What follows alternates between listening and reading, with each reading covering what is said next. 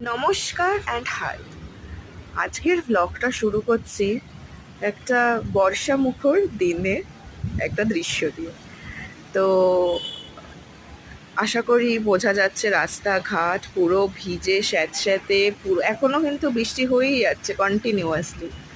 জানি না ভিডিওতে কতটা সেটা বোঝা যাচ্ছে ক্লিয়ারলি, কারণ যে বৃষ্টিটা হচ্ছে খুব ফাইন। তো আমি জুম করে দেখানোর চেষ্টা করছি, হয়তো বোঝা যাচ্ছে না। তো প্রমাণের জন্য আমি এখানে এই রেলিংগুলো দেখাচ্ছি যে ড্রপলেটস অফ ওয়াটার এসে পড়ছে, এতটাই সূক্ষ্ম।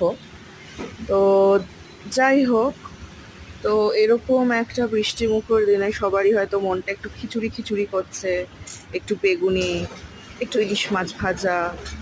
কিন্তু একটা প্রবলেম যেটা, সেটা মানে কি আর বলবো, এগুলো সবই সম্ভব খুব ভালো রকমভাবে যদি বাংলার মধ্যে মানুষ থাকে। তখন তো মুখের সামনেই কত রকমের মাছ ভাজা, কত কিছু পাওয়া যায়। কিন্তু মানুষ যদি বাংলার বাইরে থাকে কর্মসূত্রে, তখন এগুলো একটু অবসেশন হয়েই কখনো কখনো হয়তো রয়ে যায়।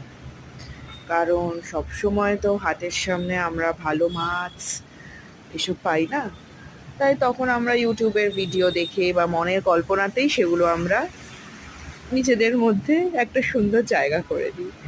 সেই ভাবনাতেই আমরা তখন ভাবি যে আমরা কলকাতায় বসে খিচুড়ি খাচ্ছি বৃষ্টি মুখর দিনে। কিন্তু এরকম না, আমরা চাইলে বাংলার বাইরেও বানাতে পারি, আজকাল সবই পাওয়া যায়।